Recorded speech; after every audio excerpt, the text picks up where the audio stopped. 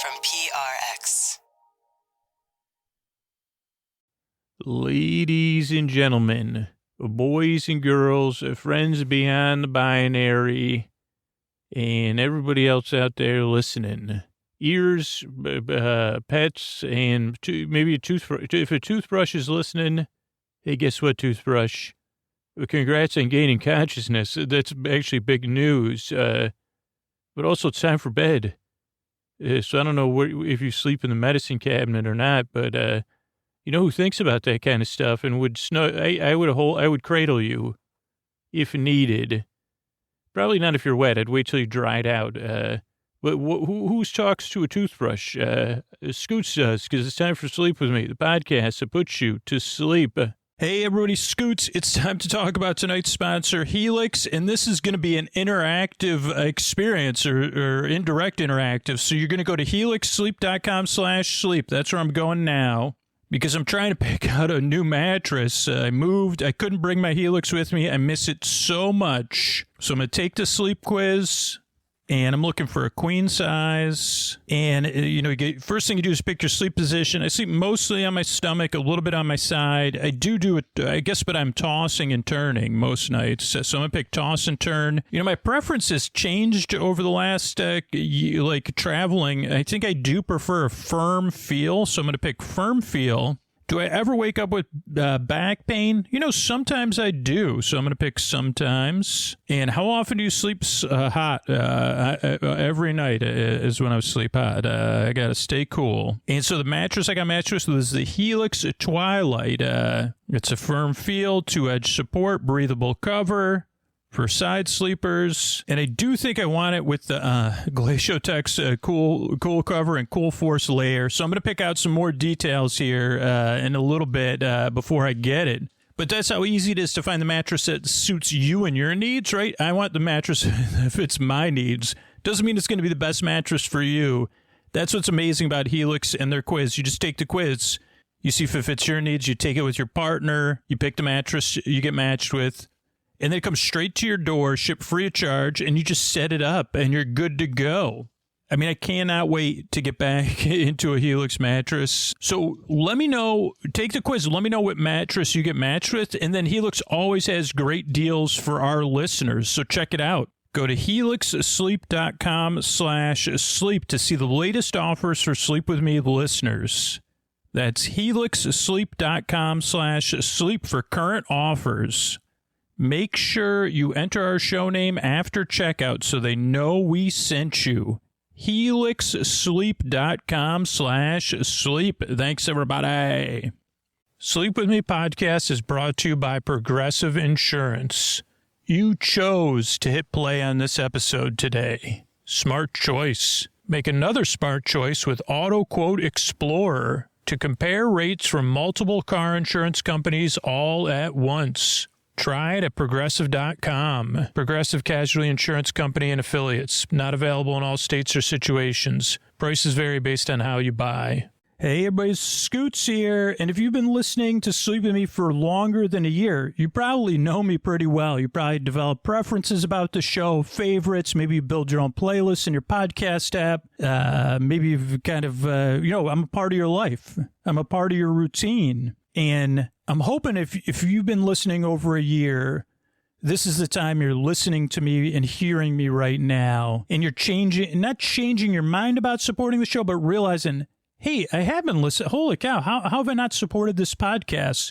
How have I not at least tested out Sleep With Me Plus? Because it's built with long-term listeners in mind. If you've never supported the show or you stopped and you're thinking about coming back, maybe like Timothy said, Scoots, I'm a full-time caregiver and, person I care for, and I discovered the podcast, and we love listening to the ad-free content. Or John that said, I see and feel how much you love doing this podcast as your vocation. I'm going to help do my part to keep that a reality. So can you take part in this too? Now, if you decided you're not going to support the show or you're not in a position, you could still root with me. This is like the closest thing to Sleep With Me sports. We're rooting that there is someone listening. Maybe it's you. Maybe can you feel all those other listeners rooting for you? Or are you doing the rooting and saying, yeah, I've been listening 4 years. I've been listening 2 years. It is time for me to support the show. Well, we're rooting for you. And I hope you're hearing me. I hope you're listening. And if you're not the person I'm talking to, I hope you're rooting with me that person is hearing me. Because we really could use your support. And you could do that at sleepwithmepodcast.com/plus. And here's the thing. There's a 7-day trial, so you could cancel after 6 days if it doesn't meet your expectations. But if you've been listening over a year, I need you to either root for that person, or maybe you are that person that's going to support the show right now at sleepwithmepodcast.com/plus. Thanks. Oh, Mystery Bart. A lot of people help out on this show. Who are they? Chris Posty Poster Son sounds like an earful. Wrote the theme song. Edits episodes. Carl W. the Legend. Also edits episodes. Ashley, Kenny, Scotty, Jennifer. Runner. Eric and the team at Astound are on the website. I am the Mystery Bart. I do the lullabies, yeah. I do commissions at jonathanmann.net. I'll write a song for you. Any reason at all. You can tell me the story and I'll make it personal. You see the kindness shine straight on through when the listeners form their own Facebook group. Keith, Stacy, Sarah, Julie, and Jennifer. These are your moderators. Get support dear Scooter on Patreon. Buy the merch and support the sponsors. You can find anything you want at sleepwithmepodcast.com. And we're so proud that we could dance. Rusty Biscuit, Lois, Anna like banana. Leah does the transcript. Thanks, Mystery Bard. And don't forget, the most comfortable way to listen to Sleep With Me is with sleep phones. You can get sleep phones at sleepwithmepodcast.com/sleep-phones and use Sleep With Me for $5 off at checkout. Sleepwithmepodcast.com/sleep-phones. Use Sleep With Me at checkout. What do you say we get on with the show? Hey, you up all night tossing, turning, mind racing, trouble getting to sleep, trouble staying asleep? Well, welcome. This is Sleep With Me, the podcast that puts you to sleep. We do it a bedtime story. All you need to do is get in bed, turn out the lights, and press play. I'm going to do the rest. What I'm going to attempt to do is create a safe place where you can sit aside whatever's keeping you awake, whether it's thoughts, feelings, physical sensations, travel, noise, whatever's keeping you awake. It could be like a litany of things, or it could be one thing.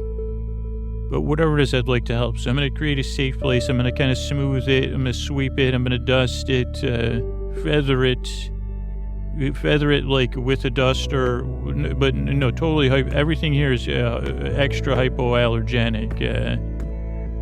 And, we'll have humidifiers, dehumidifiers, personal comfort zones, believe it or not, all those things. But really, that's kind of an example of a safe place. But what I'm really going to do is I'm going to send my voice across the deep, dark night. I'm going to use a lulling, soothing, creaky, dulcet tones, pointless meanders, tangents, over-explanation, descriptions, like pauses, extra stuff. I think lots of thinking out loud, and thinking like just letting my thoughts go right out my mouth. That happens a lot. You see, was that a butterfly? Was that no, that was one of your thoughts, Scoots. Wow. So sometimes my thoughts turn into butterflies. That's probably good news. Oh, no, that was a butterfly. It wasn't your thought. Your thought's there. It's like, so my thoughts are more like slugs than butter. Never mind. That was part of my brain. Interjections. I'll have some of those. But really what I'm going to do is keep you company. Take your mind off stuff. If you're new, here's what you need to know. Maybe. You don't really need to. Here's what you need to know. Not much. But in order to make you feel comfortable, let me give you some something to expect. Structure show. First 4 minutes are business. Then there's an intro, which we started. The intros are about 12 minutes of me trying to explain the podcast and, kind of demonstrate how it works. And also, I don't know, people seem to like them. Kind of like trying to establish a sense of place. That's a bit like my scribbles as a child. And so that'll be the intro. Then we'll have tonight, it'll be our episodic series about like this kind of a mystery. I believe it takes place in a theme park where one young girl lives. Yeah, but there's other layers to it, but it's really nice, and it's really like a bit dense, so really good to sleep to. So that'll be later, and you don't need any, like, you could get in, it's episodic, it's snack, they don't say that this podcast is snackable, because it's not snack size, but I would say it has a snackability. It might not be snackable, but it has, there's like, if there's a scale of snackability, it would be on that scale somewhere.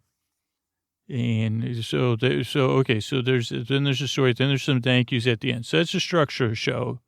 But this is a podcast you don't need to listen to, or you can kind of listen to it. You can totally listen to it if you need to, because I'll be here to keep you company in the deep dark of night. But if you want to stop listening or kind of tune me out or half listen, like, okay, now's where he goes out. Now he's going to go on a tangent here. And I'm just going to yawn here and get a little more comfortable. And Scoots is kind of like, at some point, maybe I take on more, my words make even less sense. You say, ram. Something. Sorry, cats. Didn't mean to do sorry, cats. Didn't mean to get your attention and send you that secret message about being extra on your best behavior forever. But I'll send it to you again. Ram. And totally, that's what that message was, cats. Always be on good behavior. And also that third one was don't sneeze like on your owners if you can. Sometimes that's something new. Secret cat messages. That's like an experimental thing we're doing just this episode, ideally, by accident. So that's a structure show. You don't really need to listen. There's also no pressure to fall asleep. I'm here to help. I'm here to keep you company and to escort you, to be at your side, really, as you cross the threshold from wake to sleep. So I'm here to help, but I'm not here to say, oh, you should do it this way or you should do it that. I'm just here to virtually sit at your bedside and say, hey, it seems like you can't sleep. That must not be great. Or I'm sorry, I really do believe you should be able to sleep or be relaxed and comfortable there. And I'll try to help by telling you a goofy story with an extra long intro that doesn't make a whole lot of sense at the beginning and going on a bunch of tangents. But really, it's just kind of some silly stuff. So if you want to try it, give it a shot. And right now, what I'm going to try to do is make a metaphor about the podcast. And here's the news. Here's big little Scooter. You know, people say, Scooter, why do you call yourself Scooter? And I say, well, doesn't it sound nice and friendly? And they say, tell me more about what's going on with you. And they say, who says this? And it says, well, you're by yourself recording a podcast, so probably some portion of your ego. And I say, okay, so you want me to tell you more about me? Me? Great. Well, here's the latest in Scooter personal news. I have a new member of my household, a house plant. I didn't look up I did look at it and I did read it, but of course my brain doesn't record those things till the fifth time. And I did even pull out its little, thingamajig that says, this is what I officially am called. But I picked up a new plant. It was at TJ's where I do all my shopping. This one's in Oakland, and they had some plants. And I said, well, you know what I could use is a plant, and I said, well, what will that do with my relationship with my dog? Actually, I didn't think about that at the time. I said, well, this could be a win-win, fresh air. Someone for me to talk to that doesn't have the ability to sigh. And maybe I could help it. Maybe this will be the plant. I didn't say this is the plant within hearing distance. Maybe this will be the one plant I'm able to actually help flourish. And so I took the plant home. It's some sort of palm, it has those not a palm tree. It just has like long, thin leaves coming up all the way from inside the dirt. And I think it said palm somewhere on its label. But I said to the plant, like I said, wow, you're a good looking plant there. You look like you'd be good at cleaning some air. How do you feel about coming home with me and cleaning some air? And all the succulents looked on, because at first I said, wow, succulents came with their own pots. So that was a benefit. I did have to do a cost benefit analysis because this lovely plant just came in some foil in a, plastic pot. But one day, years from now, maybe it'll have its own pot. But yeah, the succulents weren't happy because they were looking good. But then I said, I said to I got down on my knees. I said to the succulents, what's the sitch down here with the air? How much CO2 and O2 are you exchanging? And they just looked at me like they were hardy. I guess I maybe confused their hardiness for haughtiness.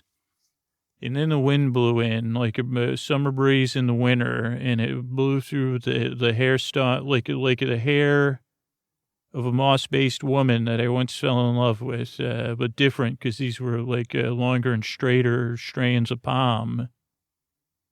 And I said, wow, excuse me with your purple foil. Maybe I'm the foil. And I said, what do you think about coming home with me and exchanging some gases and meeting Koa and Sophia, becoming a part of my family, really? And I said, and I'll do my part. If I don't ignore the reminders, I'll set in my phone.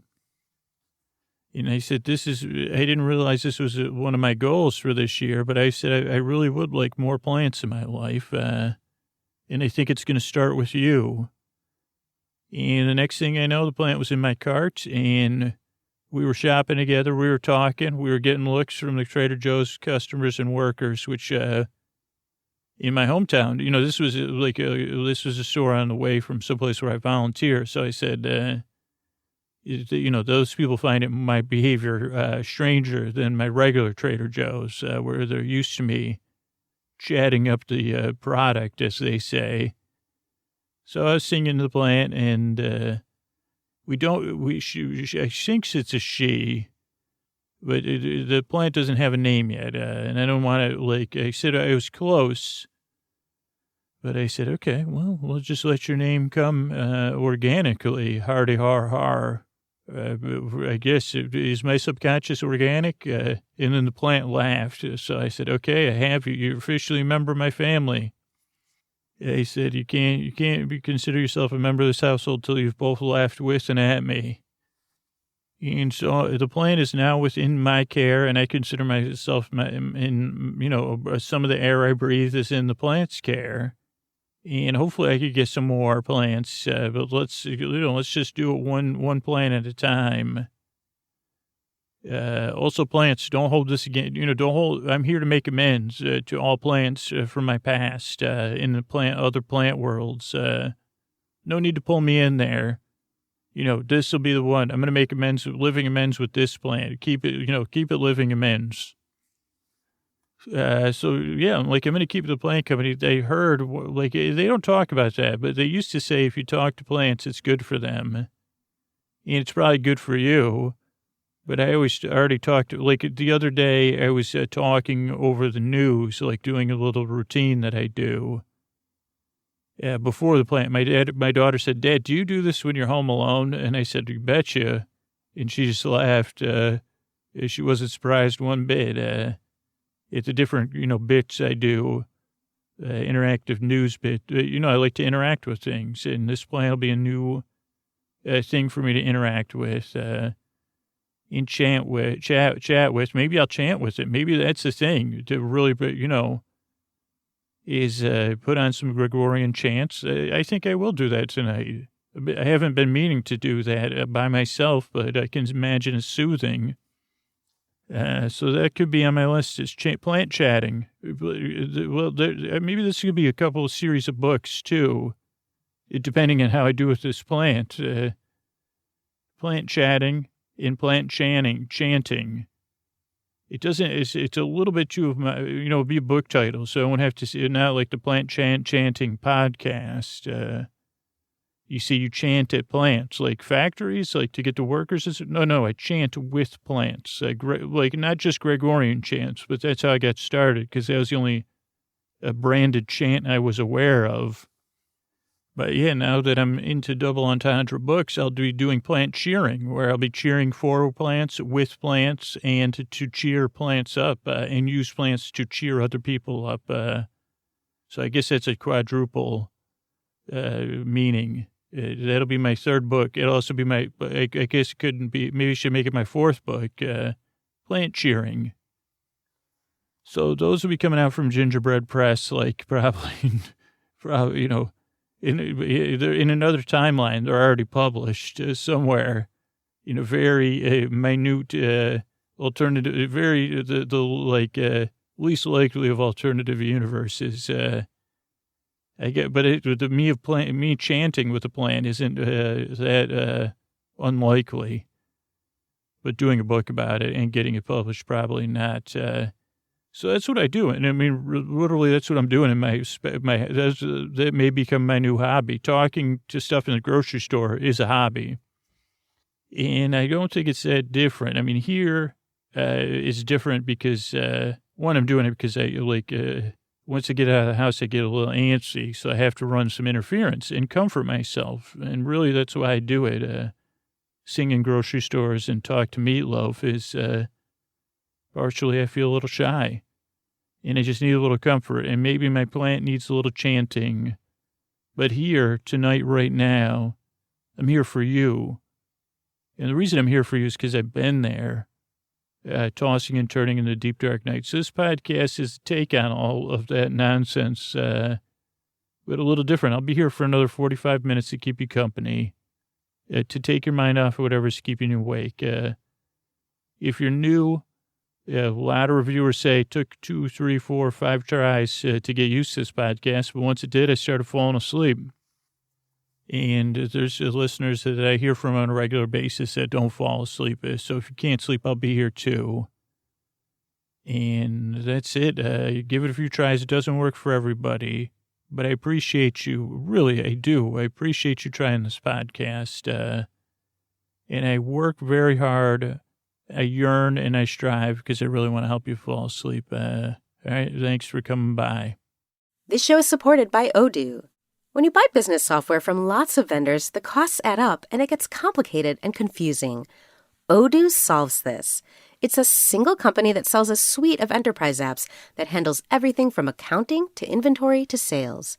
Odoo is all connected on a single platform in a simple and affordable way. You can save money without missing out on the features you need. Check out Odoo at odoo.com. That's odoo.com.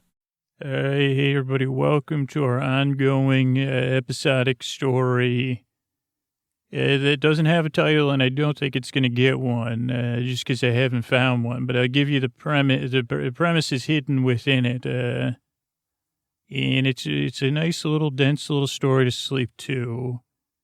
But somewhere out there, as Fievel once said, but this doesn't have anything to do with Fievel or who Fievel is. But somewhere out there, there's a theme park. And within that theme park lives a young woman or a girl, depending on how you want to describe her or depending on the episode. Tonight, she will be a age where you could say, well, that's a girl. But you could say, I don't know, but, and it's all you really you need to know to be lulling. There will be very few thrills or chills, because it's, I don't want to tell you any more than that. It's not cloaked in mystery. It's cloaked in a foggy imagination.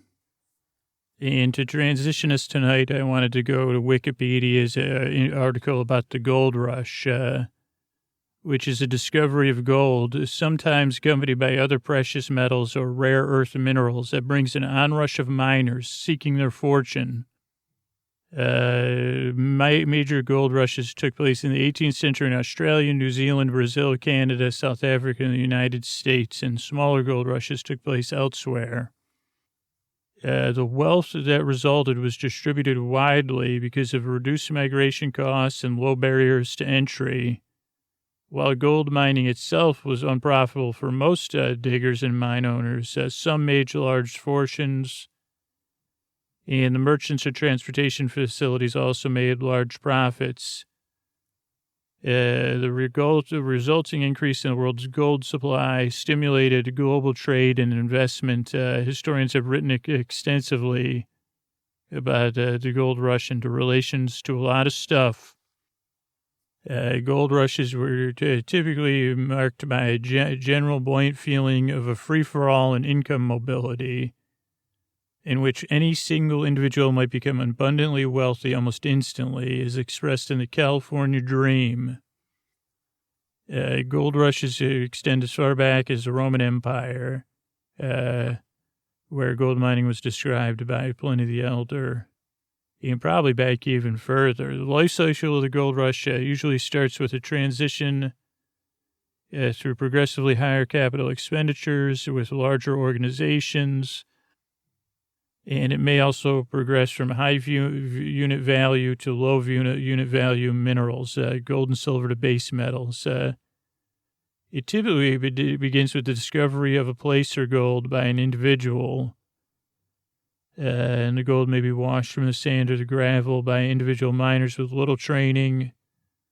Once it's clear that there's a volume of gold-bearing sediment larger than a few cubic meters, the miners go to work.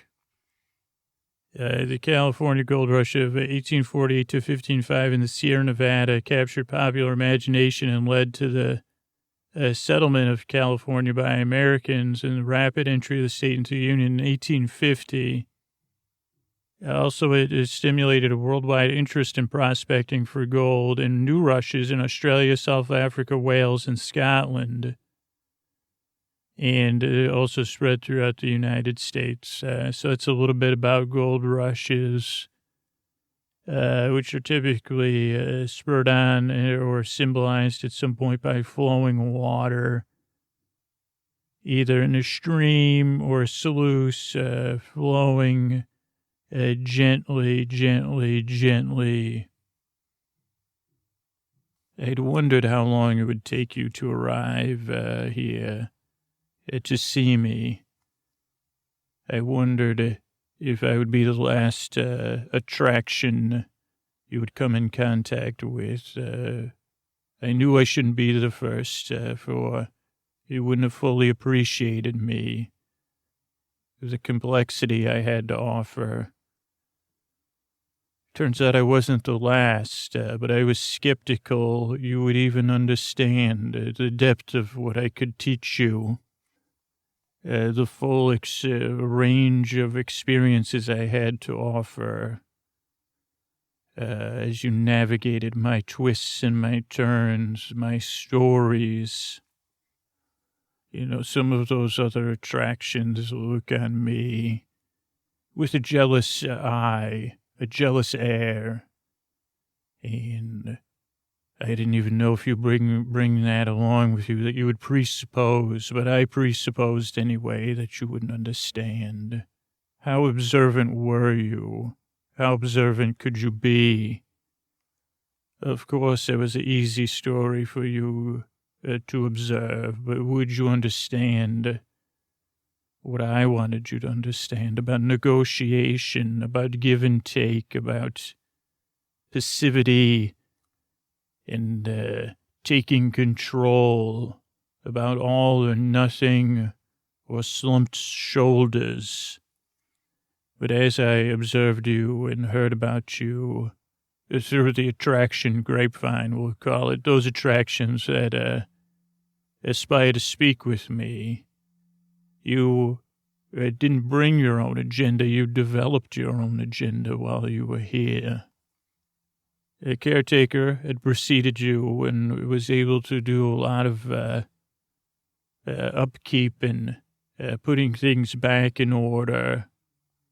They'd been doing some maintenance anyway, making sure my tracks were lubed and working on my tronics and my turns tightening bolts. Now, my lift mechanism, I wasn't sure why that wasn't fixed, whether it was too much work or not worth it, but I found it helped with my skepticism about you. Without a lift mechanism, would you be up to the task? Could you make the mine cars move on your own? Did you have the energy? Did you have the strength? And did you have the intelligence to even realize it? And, of course, the caretaker checked all my water features. Most importantly, the pools of water, seemingly stagnant, that the founder had seen so certain to slow or stop the motion of the cars, the mine cars. Water breaks, so brilliant, so original, to slow down the forward momentum of the vehicles. The water would need no repair, for it did its own work. Just needed to be at the set level, and the caretaker ensured that. What foresight the founder had for that, and in helping develop the depth of my story. Without no waters, there would be no breaks. I guess I could have more than one meaning here. I also wondered if you would ride the rush, as they say. That's what some of the children would say. Are you going to go ride the rush? When we had guests, more guests than just you. And you're not really a guest at all. You've made yourself quite at home.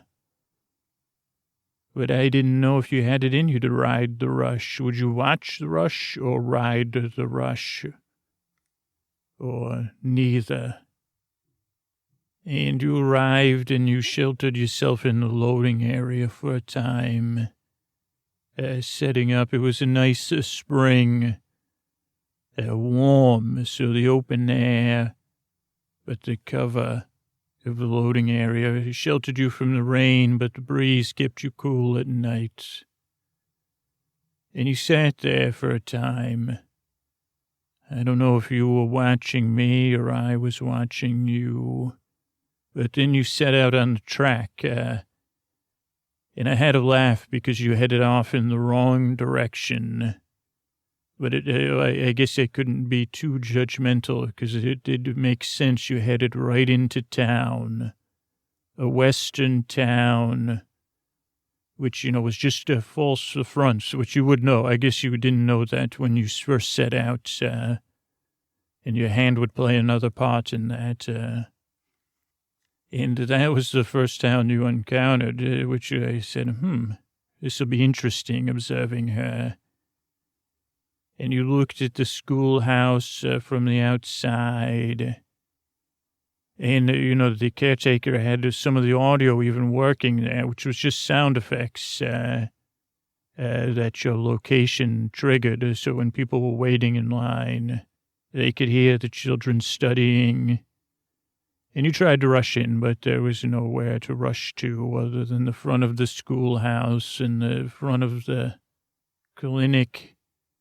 The dentist with the big wooden dental a tooth, I guess they call it, hanging from the front door as a sign. The saloon with its music. If you listened closely, you could even hear on the second floor of some of the buildings, music lessons and parents talking to children. Hours and hours of audio, so the guests would always be surprised. Different discussions in the saloon. You could sit there and listen to Bernie talk to Ray about the quality of the ingredients or the quality of the piano playing, the hotel, the hardware and mining store, a peaceful place for people to go and celebrate how they believed things would be. And you were curious, you would listen, and you also enjoyed the audio and your ability to trigger the audio. And you explored, even though they were false fronts, they did have supporting structures. And you stayed there in the town for a time. and made yourself a little cubby in the top of the schoolhouse. And I said, is she just going to stay in this town? And part of me was a little disappointed, but it didn't take you long to venture beyond the town, along the track still. And at the back of the town was a gold processing and transfer station where they would transfer and process the gold from the mine. And there was a fake train station and even a train parked there where you could just get an idea. It wasn't really because you were doing it in reverse. I said, what is this? You were seeing it in a context, almost a historical context, but not my history. Watching and imagining them transferring the gold from processing the ore to the trains that soon you would discover Curly Sue was behind. And then maybe you even understood it in a different way, the call of the conductor. Last train of gold out of Boomtown. It had a more of a meaning than you knew. It wasn't about the park closing time. But then it was the big hill, a big rushing hill, the last big hill of the ride with a couple swoops and swoops or bumps or whatever you would call it, where you'd say, oh, this makes sense. This is where the mine cars come rolling down. And the hill went steep into a dry canyon, high-walled, red rocks, even a few different animals looking down, a bird and a ram, a sheep, and the steep walls of the canyon turning and the track turning so much so that you had to climb for a time. And then at the top of the canyon, a giant tunnel, which you pondered before entering. You looked at its large size, how it tumbled and opened right into the ravine, all the way down the hill. And I wondered if you contemplated that it wasn't carved by the hands of woman and man, but by the flow of the same water that carved the canyon below. Thousands and thousands of years the water carved and worked its way through the tunnel and into the canyon and down the hill. If the story, was sticking to the story, really it's just concrete. And then you ventured in to the tunnel. No water flowed there except for a trickle at the bottom, but the air was moist, and it got your attention. Why was the air? Well, I guess the water was trickling at the bottom of the tunnel. And there in the tunnel, you saw where different holes branched off, and these holes were carved by human hands. And the tracks weaved in and out of the different tunnel offshoots, the mine. This actually was the mine branching off from this water-carved tunnel. And even where the track split and doubled back, so that for a time the ride would go in reverse. None of this, they said, she doesn't get any of this. But you chose the left track, so you kind of missed some of the side portions of the ride. And you climbed up to the top where the peak of the ride, where there was standing overlooking a valley, which forced perspective made it look like it was miles and miles away, and you were so high up. It really was the top point of the ride. But there was Curly Sue in her mining garb with a model of the town that you had left below and a table in front of her. And she was pointing to the valley where the town would be.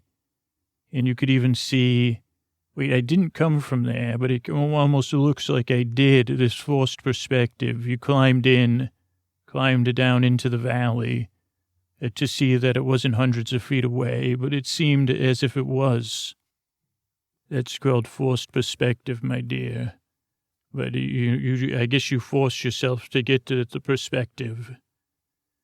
And Curly Sue was operational. You realized you had to push down on a part of the track to activate her, talking about her vision for the town and pointing to a giant gold nugget that would make it possible. And there was other residents there smiling at Curly Sue's smiling face. And then you headed further along the track, and you caught your first view of a dam. Again, using the perspective and also the actual height of the ride to make it even seem further away. Now, this one you had to do some snooping, I guess, investigating.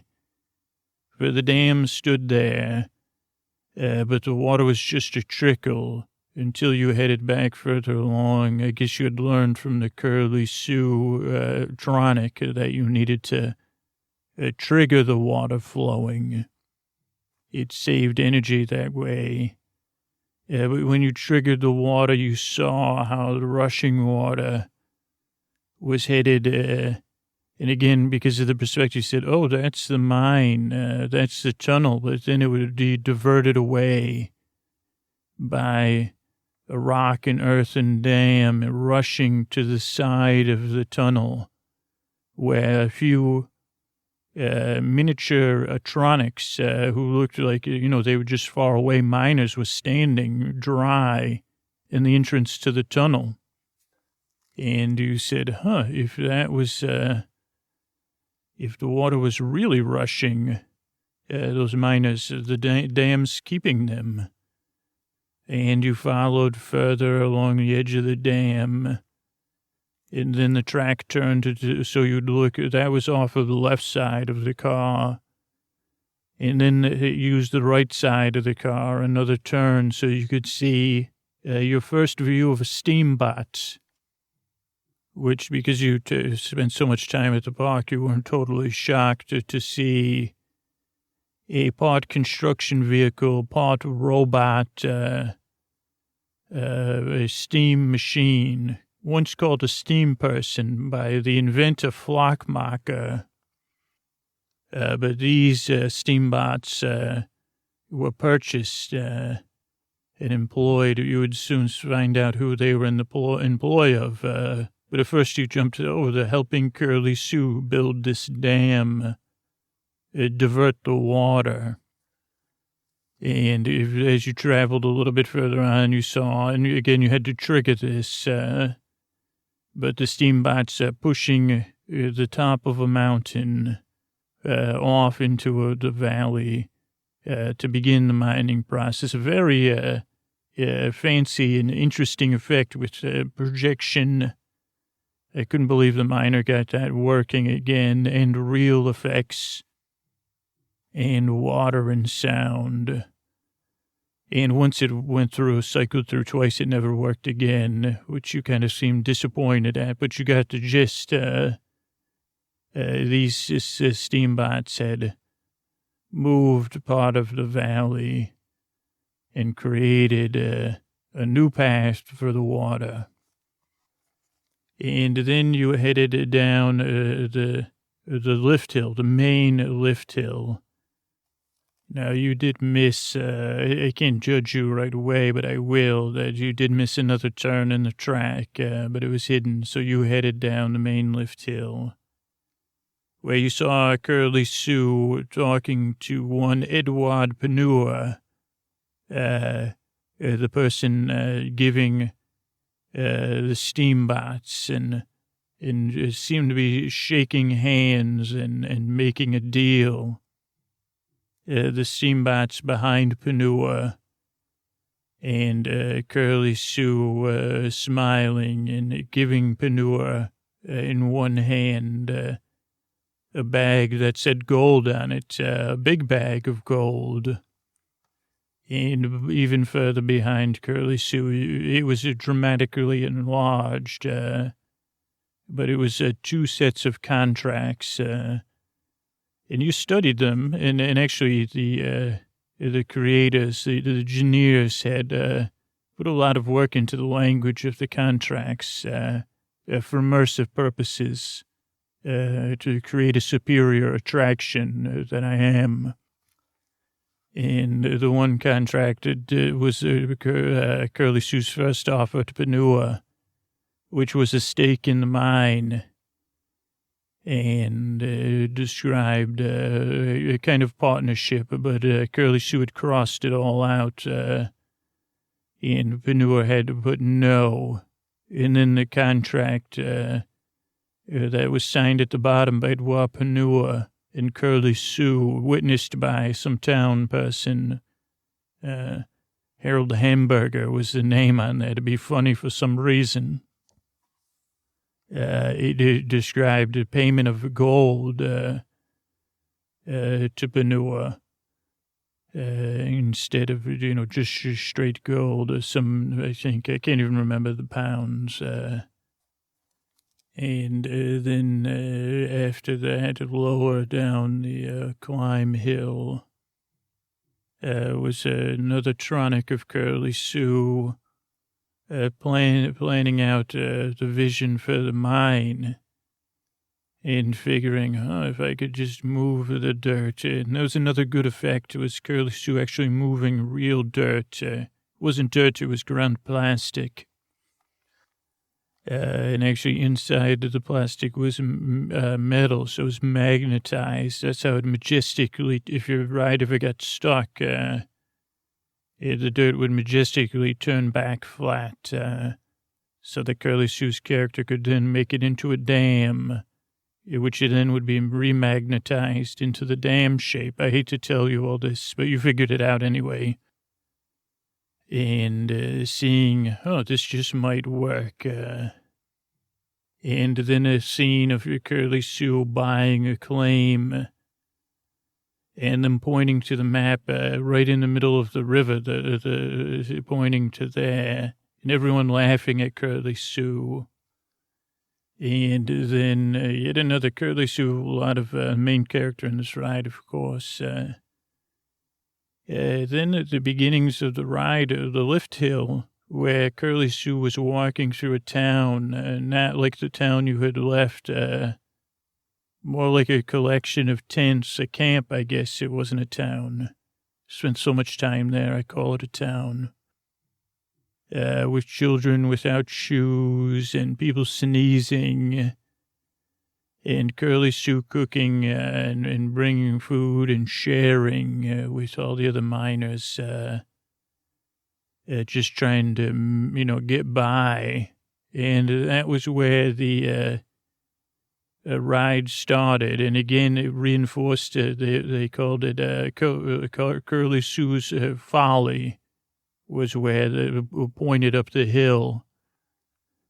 And the beautiful thing in that I guess you hadn't observed, but maybe it had implanted yourself, was inside the roof of the ride, in the awnings or whatever you'd call it. Under the roof was murals of the same story that we had observed. Just the first part, Curly Sue being a part of the town, and the town or the camp not being the best place to live, and Curly Sue helping out around there.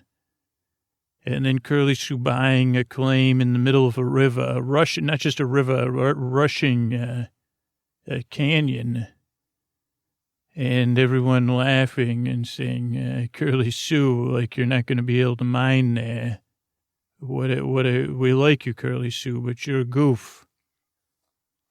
And I think it was interesting, because it was a very, not impressionistic drawing, but it's easy to ignore up there in the roof area, done in a style that was clear if you knew what you were looking at. Or you say, well, that's just some sort of Western montage.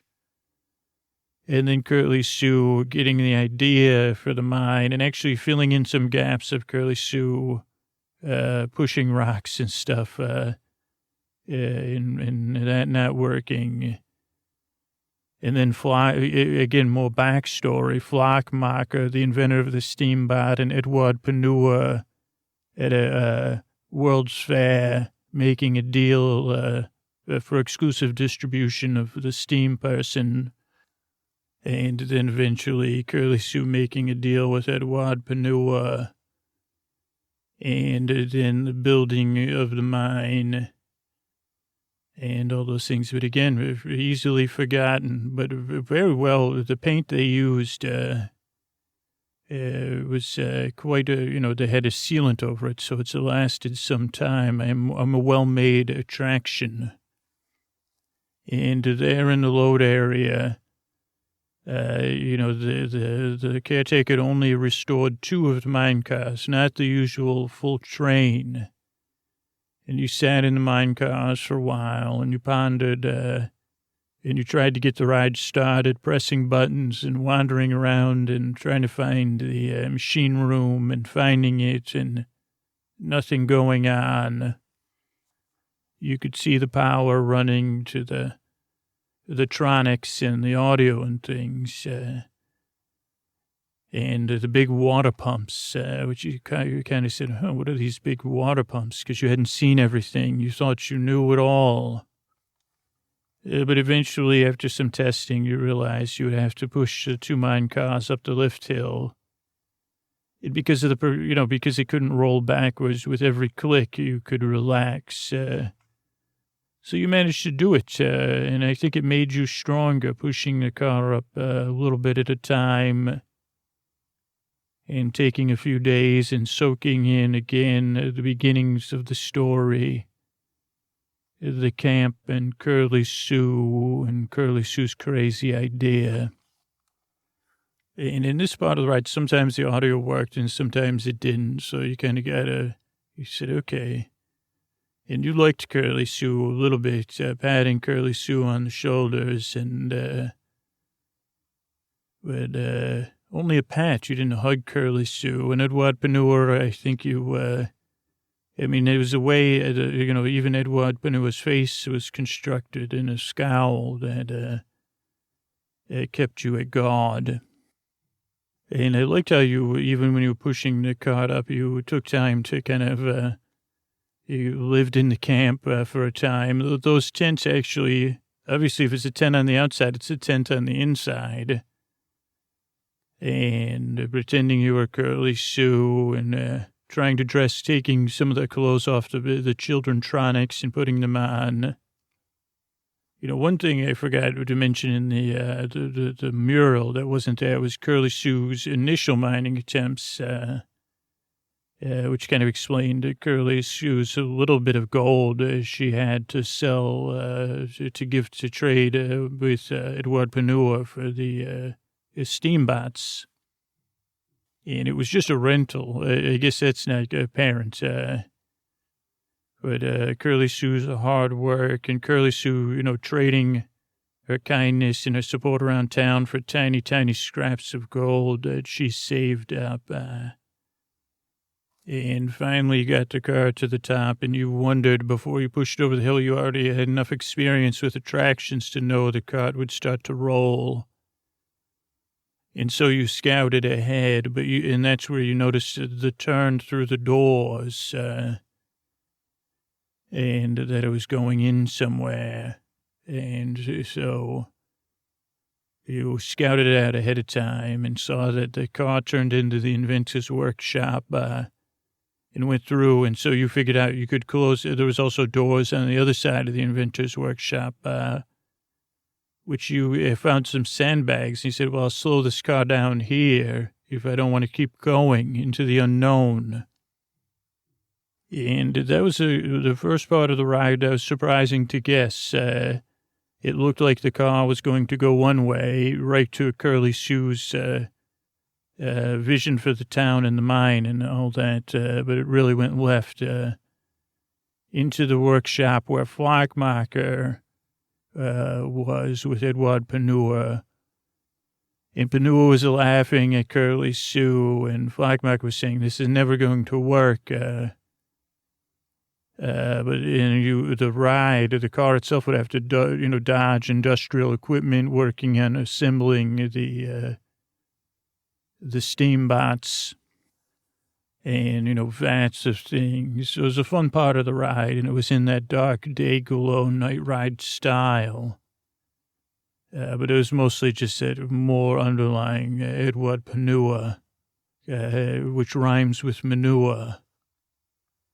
And then you even noticed that when you got out to the rock slide part, that's where the car returned to, that it was tilting, and that's why there was the ride switch, so you'd feel like you were tilting into the rock slide, and then again tilting. Oh, no, there's the forced perspective of Great Canyon, the ride tilt again, and then a little down, and then a little uphill, which gave the guests a little wee woo.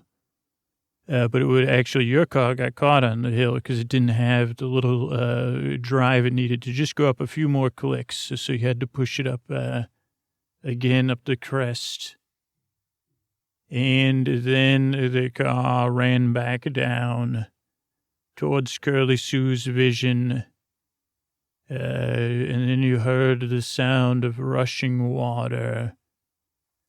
And again, this is when the car started to go into the mine. So it did pick up some pace here. But again, you hadn't explored all this. So it explored where Curly Sue again was telling the miners, don't worry, this dam is strong. It's not going in the miners objected. Well, what if the mine was or what if the dam wasn't to work out? This whole tunnel would be full of water. And Curly Sue saying, don't worry, this is like an entire mountain was pushed to change the direction of the river. And then there's lots of gold effects. But you started to notice something, again, because the ride was designed to go through this area twice, that a lot of the miners had the steamboat. You said, wait a second, there's something else here. But you also got to see, you would go around in a circle around a rushing waterfall, which is very exciting, even for you. And then you said, well, and I said, don't use that for bathing. It's recycled water. And then a few more turns inside of the mine, which really we weren't in the mine anymore, but there was Curly Sue's vault, and Curly Sue loading gold into the vaults, and Edward Panua there arguing with Curly Sue. And this is where the story, the gaps in the story you had had. Curly Sue saying, no. And Edward Panua pointing at the gold, and then it was a montage again. And then Curly Sue pointing at the contract, saying, basically, you had your chance, Edward Panua. And then again in another tunnel, Edward Panua pointing at the town. Again, this was beautiful. It was through a hole in the mine. And there was a moon over, for again, a distant model of the town, which looked real with twinkling lights. And that was just in the background. The depth of the detail was in my attraction again. But Curly Sue was telling the miners, Edward Panua, I'm getting carried away, was telling the miners, hey, we're getting ripped off by Curly Sue. It's just a schoolhouse. Curly Sue's making off with the gold. Why don't you do that? And then the townspeople saying, well, it's not a bad deal, A child showing off her fancy, nice teeth, in that, and then Edward Panua just getting frustrated, and the town saying, well, maybe we will, and then the townspeople arguing with Curly Sue. And I loved, another thing I love about myself, my ride, is that none of this was expected, and you missed it all. And again, the ride went deeper, because the townspeople hassling Curly Sue is only a distraction, and on your next turn. And this all took place in a ride building, now, but it looked just like the inside of a mine. And you did like living there for a time. before, because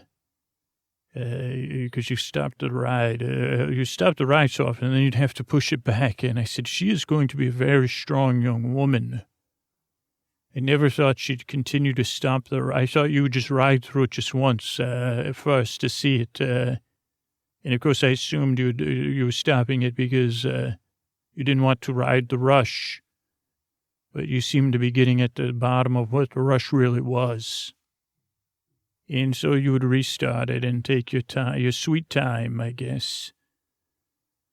But you saw how the distraction of the town versus Curly Sue, the townspeople allowed Edward Panua to do, I guess, the unthinkable, which was to send the steamboats to the dam.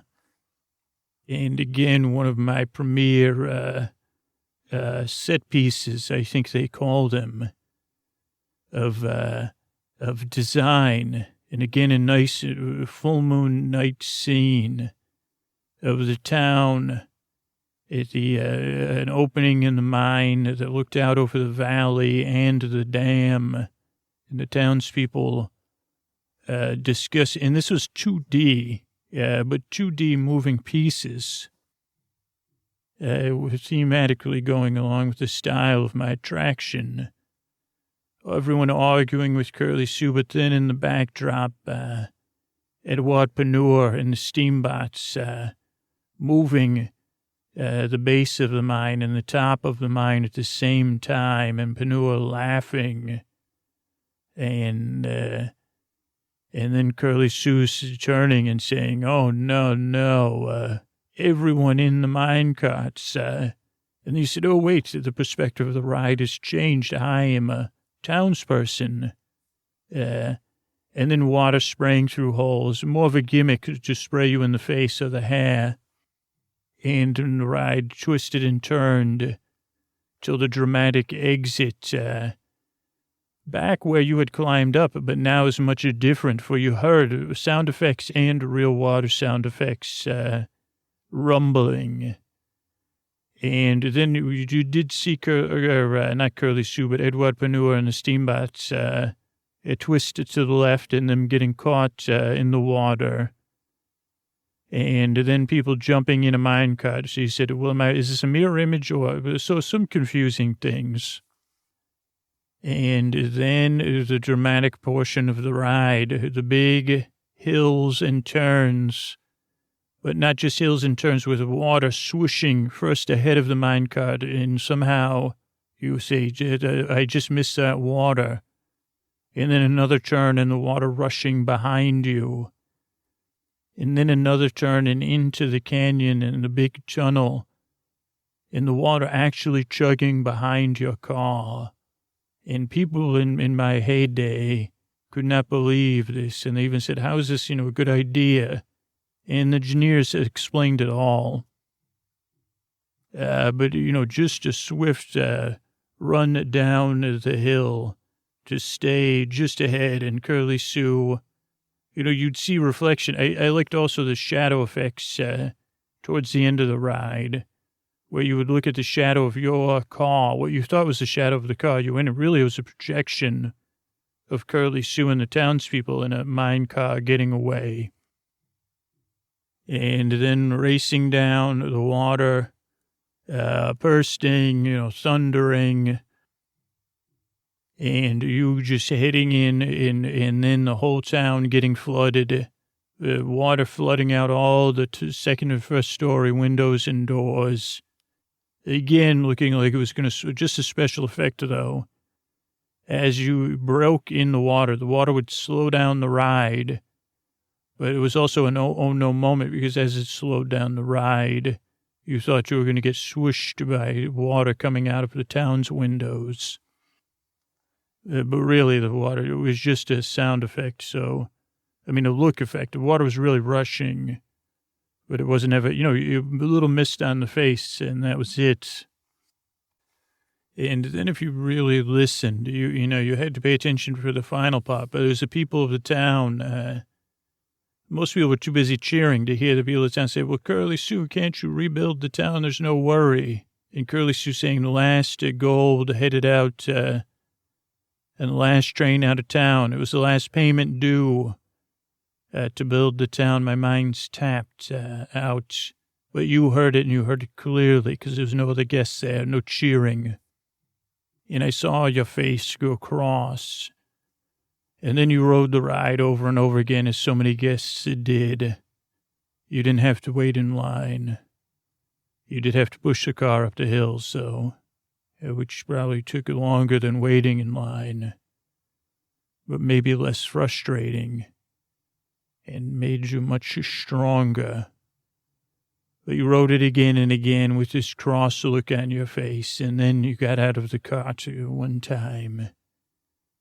You stormed through the ride, pointing at Curly Sue and scolding Curly Sue every time you encountered her. And Edward Panua, you did more than just scold. You crossed your arms and raised your voice. But that wasn't enough for you. Then you went into the room and you shut off all the water. You turned off all the water pumps and you drained the water out of the park. Even my water breaks you drained away. I said, what is she about? And, part of me at that time said, how dare she change my ride, my perfect story. But you still, it didn't, that furrowed brow between your eyes, it didn't relent. And then you filled the mine car up again and again with the tronics, which were quite heavy and bolted to the floor. And you ripped all my tronics out with a frustration. It drove you week after week. And you would ride them down to the town where the backup brakes would stop the cart. You wouldn't even be in the cart. You would hop out. You had a little way to jump out. And then all the tronics would get ejected from the car, and you would put them in the town. And once you had all the townspeople and all the versions of Curly Sue and Edward Panua there, you started to design. I said, what is she about? She's building out the fake buildings. And you added you took tables and chairs and even a few bathtubs from other attractions. And you put the people in the bathtubs and under the tables, and you scolded them as well. For not, I guess, for putting up with both Curly Sue and Edward Panua. And you said, one day, I'm going to wash you all away. I've had enough. And I said, for someone without, I said, she's never had an authority figure in her life, but she's quite stern with these townspeople in particular. He said, what are you thinking? Even though you put them in the tub and put a door even above the tub, he said, hide in your tub. And I guess I looked at you at first with, dismay, but I learned to have some pride. Because I guess I had been fed up for so long. For Curly Sue for being soft and Edward Panua for being crafty. The townspeople for falling and swaying back and forth, for not appreciating the town, and Curly Sue. Again, with Curly Sue not seeing Edward Panua for what Edward Panua was. As an attraction, I guess I felt the most for the steam people, because I said, well, they were just the steam people doing, just doing construction. And now, technically, if the ride was if my whole story was real, they'd be rusted and gone away. But that was it for you. You seemed very pleased. You swept your hands like you cleaned them. And you moved back in. You didn't alter the murals. And actually, you slept with the murals again. Under my awning, under my roof, until the weather changed. Through the summer, you were here for so long into the fall. And I guess part of me, before you arrived, would have been stern with you. But I do understand it now, and I understand that you let me say, I've had enough with all of you, and you're negotiating, and, just, Curly Sue, just, you can't be super nice, and Edward Panua, just get it to, with these townspeople running around. So thank you, and I'm glad you sleep, still, when it's warm, with me in the loading area, resting under my wooden roof. Open air, the breeze carrying you through as you rest at night, gently listening to the sounds of the evening good night. Hey everybody, this is Scoots, and this is a Tuck You In message. I don't know if you've been listening to episode after episode, or you just woke up, you're drifting in and out, but this is also a reminder the show is always here for you, as it has been since 2013. But I need to talk, just you and me. We got to talk for a minute if you're listening to me and hearing me right now. And you might have heard me talking about this before, but I do want to spell this out, that Sleep With Me, all of the funding to make Sleep With Me, everything that pays all of our bills and the costs of producing the show, 99% of that comes from listeners. We don't get any funding from outside sources or other entertainment companies or companies like music streaming companies or video streaming companies. We don't have any investors, and there's no other secret pipeline of support for Sleep With Me or almost every other podcast either. We get some money from sponsors that are direct response, meaning they base their sponsorship on the listeners that support them. A tiny bit from automated ads. But the majority of what keeps the show going comes from the people who get the most out of the podcast. Super listeners, ideally. And I don't know if you're a super listener. I don't know if you already made the decision you're not in a position to support the show. That's okay. Or you made the decision you're not going to support the show. That's okay, too. You could still take a part in this coming right up here. But if you didn't make one of those two decisions, we need support. Support from the people who benefit the most from the podcast, people that fall asleep fast, people that listen all night long. If we don't get more all-night listeners and people who fall asleep fast, the podcast won't be around. We also need support from people that listen 3-4 nights a week, people who have listened for a year or longer. And I'm just wondering if you're in one of those groups. The podcast has changed your life for the better, and it continues to change your life for better. And I'm trying to lay out the stakes without using kind of fear or stress, because while that is effective, right? The last round this month, I tried to use a more positive message, and we actually lost subscribers. But it's so tiring for me. It's almost like I'd rather lose the podcast than kind of keep having to do this sales pitch and say, well, if the podcast is going to go away, if that's the only way to get people to support the show, I don't know, it's really, really not fun for me. So instead of, the stakes are there. If you haven't decided and the podcast has changed your life for the better, the stakes are, we need some of you, maybe it's you, to support the show, or it won't be around. But instead of focusing on that, I want to talk about rooting, about sending positive energy, rooting in the deep dark night. I've been talking about this in the intro for years. And that's what I believe in. I believe in rooting for other people to get a good night's sleep. And maybe you're here, maybe you stuck around because someone out there, somebody who was struggling in the deep dark night just like you, was rooting for you. And you could feel that welcome when you got here. Or maybe you're one of those people who roots for other people who are struggling in the deep dark night. And here's what a couple people who did sign up in the last round of messaging said. Tiffany Y said, just because you can get something for free doesn't mean you should. I know if I have trouble for sleeping, I just have to listen. I'll be out in no time. That is definitely worth a few dollars a month. And Michelle F. said, this show is like cognitive behavioral therapy for insomnia and a sleep aid all in one. I also consider it an art form, and I believe in compensating artists for their work. Timothy T said, I'm a full-time caregiver, and the person I care for discovered your podcast, and we really like the ad-free content. It makes it easier to listen to. And then John R., who said, I'm a super listener, said, I had no idea how urgent it was. I'd been meaning to support the show, but I just never took the time. I realize now I've been unintentionally voting now. So I subscribed and with feeling.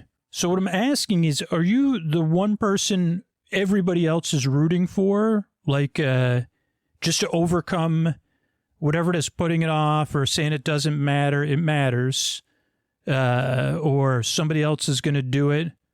Or are you the person we're rooting for to support the show? Now, it's okay if you're not. Maybe you're rooting for yourself to get a good night's sleep as soon as this episode, maybe you're an all-night listener. Maybe you woke up and you're looking forward to falling asleep soon. If you are a super listener, we did build Sleep With Me Plus with you in mind. Ad-free episodes, ad-free story-only episodes, tons of different cool stuff. So I don't know if you're rooting for yourself, think about supporting the show on Sleep With Me Plus just so you get a better listening experience. But maybe you're rooting for somebody else out there. Maybe it's somebody this month, which we're rooting for is people going back to school or who are impacted by the back-to-school season. It could be teachers, it could be parents, it could be students, it could be anybody dealing with increased traffic. Whatever it is, this beginning of this transitional season affects a lot of people, and we're rooting for all those people, whether they listen to the show or not, or whether they're a super listener or a cat. They say, well, I just needed to get through the first couple of weeks of school. We're rooting for all of them to get a good night's sleep. So you could root for those people. You could root for someone whose sleep struggles are just like yours, or you could receive the rooting, because I hope you can feel it right now. I'm rooting for you, but a bunch of other people are rooting for you right now across the world. But if you're the one we're rooting for that's like, yeah, I've been putting it off. Yes, Sleep With Me continues to change my life for the better. We're rooting for you to support the show. So they'll be around, not just for you, for every other person we're rooting for. You could do that at sleepwithmepodcast.com/plus, because we need support, right? And you might be thinking someone else will do it. But what if, as has been said in the last couple months, time after time, what if that someone else is you, right? You're the someone else. Well, if you're that person, we're cheering you on here. Don't let that resistance, and I know what the resistance feels like. I put it off. I say it doesn't matter. I say I'll do it tomorrow. Then I criticize myself. But just do it and see how it feels. And again, you could always cancel during the free trial or cancel after a month or two. But I'm so proud of the show. And this is how I want to try to get support for the show. If it doesn't work, I don't know what I'll do. But I'm going to keep trying this more positive but honest message where everybody can participate. And everybody can participate in giving and receiving. But it is like kind of like a needle in a haystack that we're looking for now, but we got to find it. So I don't know if you're the needle in the haystack or you're somebody snoozing in the haystack, or maybe you're a horse having a hay snack. I don't know. But thanks so much for listening, and good night.